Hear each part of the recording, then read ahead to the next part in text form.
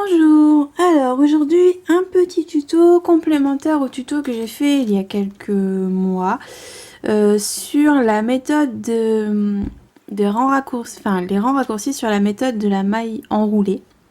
En anglais on appelle ça le wrap and turn, nous c'est enrouler et tourner. Donc vous pouvez voir que là, bon, j'ai fait un échantillon en fait, je me suis dit que ce serait le moment où jamais de vous montrer comment faire le wrap and turn, comment relever le wrap du wrap and turn. Donc, qu'est-ce que c'est que le wrap? Le wrap, c'est quand on fait des rangs raccourcis. Donc là, vous voyez que mon côté droit est plus haut que le côté gauche. Donc, c'est que j'ai fait des rangs raccourcis. Et vous pouvez voir ce petit à-coup toutes les 4 mailles qui est la maille enroulée de chaque rang raccourci que j'ai fait. Donc, le wrap, c'est le petit fil ici qui enroule la maille de chaque rang raccourci.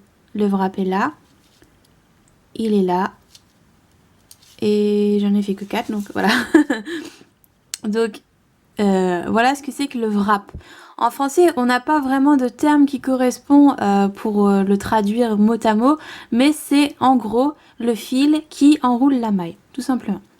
Donc dans certains patrons, on vous demande de relever le wrap de manière à ce qu'il soit invisible sur l'endroit. Donc là, je vais vous montrer sur les 2 premiers wraps comment le faire pour que le wrap soit relevé et invisible sur l'endroit. Donc, la méthode de la maille jumelle veut que lorsqu'on croise la maille qui a été enroulée, on tricote ensemble la maille enroulée et le fil qui l'entoure. Donc, je vais relever le wrap déjà. Donc, pour cela, je vais glisser la maille sur mon aiguille droite, piquer le wrap et le relever. Et là, vous voyez que si, par exemple, je remets ma maille sur mon aiguille gauche et que je tricote les deux ensemble,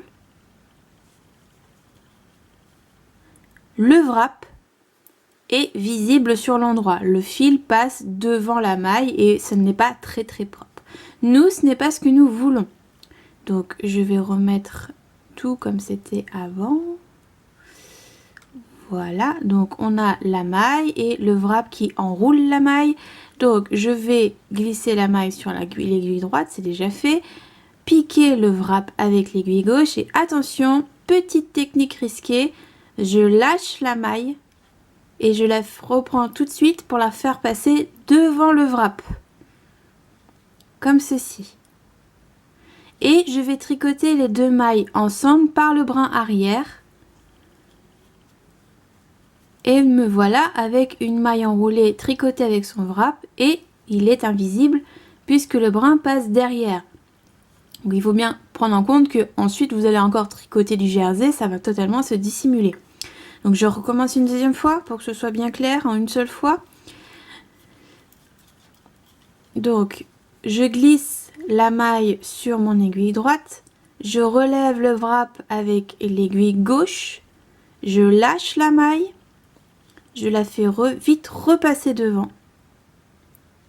Et je tricote les deux mailles, donc la maille et son wrap ensemble à l'endroit. Et le wrap est bien invisible derrière la maille. D'ailleurs là, je ne retrouve plus, ça doit être celle-ci. Voilà. Ici, on a une maille enroulée. Ici, on a une maille enroulée. Et le wrap est bien caché derrière. Si on regarde derrière, en revanche, le wrap est visible. Vous pouvez le voir ici, qui fait une petite diagonale, et ici, qui fera une petite diagonale. Bon, ça c'est pour relever un wrap sur une maille endroit. Alors, ça peut être du jersey, ça peut être du point mousse, ça marche pareil. Donc, pour une maille endroit, pour relever le wrap pour qu'il soit invisible sur l'endroit, c'est comme ça qu'on fait. Maintenant, je vais vous montrer comment faire pour que ce soit invisible, mais sur l'envers, tout en ayant l'endroit face à vous. Donc là, vous tricotez bien le rang endroit, mais vous, ce que vous voulez, c'est que le wrap soit invisible sur l'envers. Donc là, c'est tout bête, en fait. Ce que vous allez faire, c'est que vous allez glisser la première maille, la maille sur l'aiguille droite, relever le wrap, et tout bêtement, tac, remettre la maille sur l'aiguille droite, l'aiguille gauche et tricoter les deux ensemble par le brin arrière. Donc faites bien attention à ce que les brins de la maille ne soient pas croisés. Et là vous allez passer le wrap devant la maille, comme ceci. Vous avez la maille, le wrap. Et vous allez tricoter les deux ensemble par le brin arrière. Et là on est d'accord, le wrap est visible sur l'endroit, mais pas sur l'envers. Je vous remontrerai un peu mieux après. Donc je recommence. Je fais glisser la maille, comme pour la tricoter à l'envers ou à l'endroit. Enfin, comme vous... Moi, je suis en tricot à la suisse. Donc c'est comme si je la tricotais à l'envers. Si vous tricotez à la française, c'est comme si vous la tricotiez à l'endroit, pour bien tourner les brins. Vous relevez le wrap. Vous repassez la maille sur l'aiguille gauche, vous faites passer le wrap devant. Là on est bien d'accord que le wrap et la maille ont le premier brin derrière l'aiguille. Ce brin-ci il est derrière l'aiguille, ce brin-ci il est derrière l'aiguille. Je tricote les deux ensemble par le brin arrière. Le wrap est visible devant mais pas derrière. Donc, je vais finir mon rang pour vous montrer. Hop.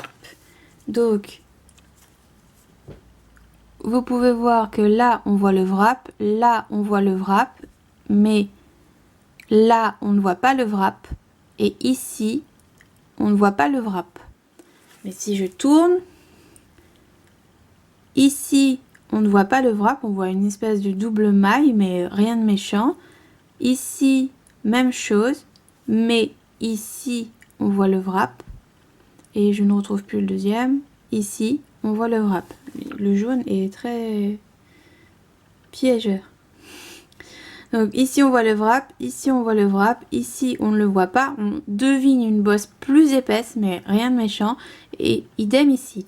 Donc voilà comment on fait pour relever des wraps sur une maille endroit de manière invisible ou non invisible sur l'endroit et sur l'envers.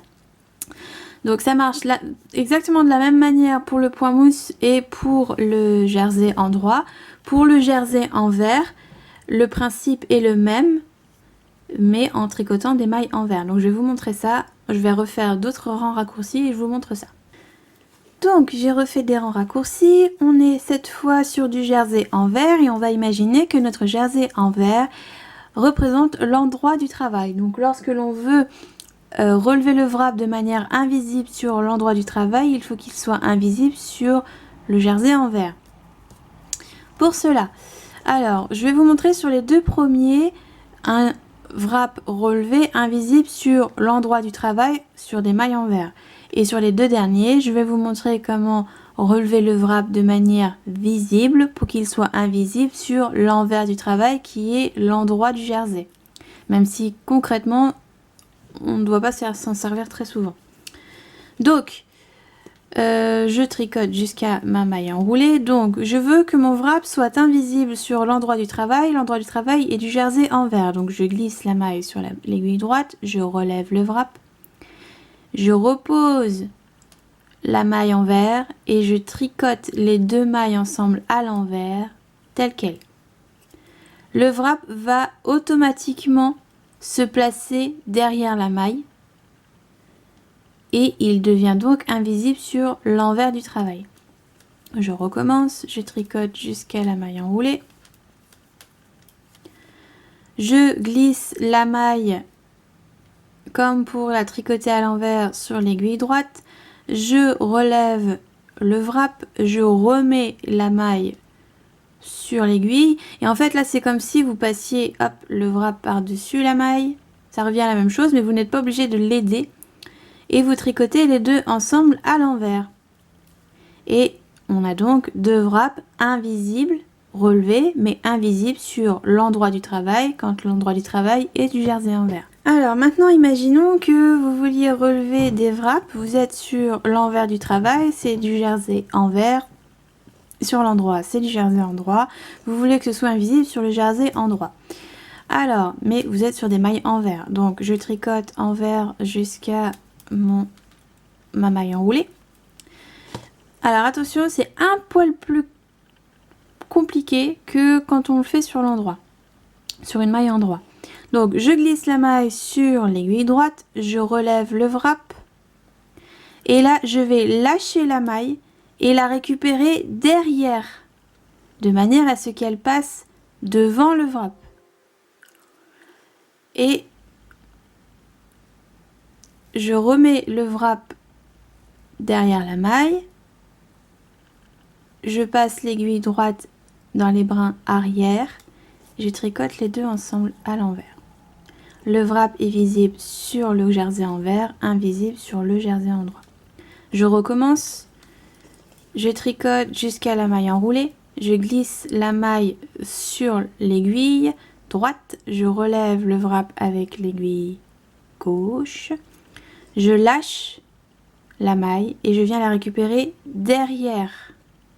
Contrairement à quand on est sur l'endroit, on la récupère devant.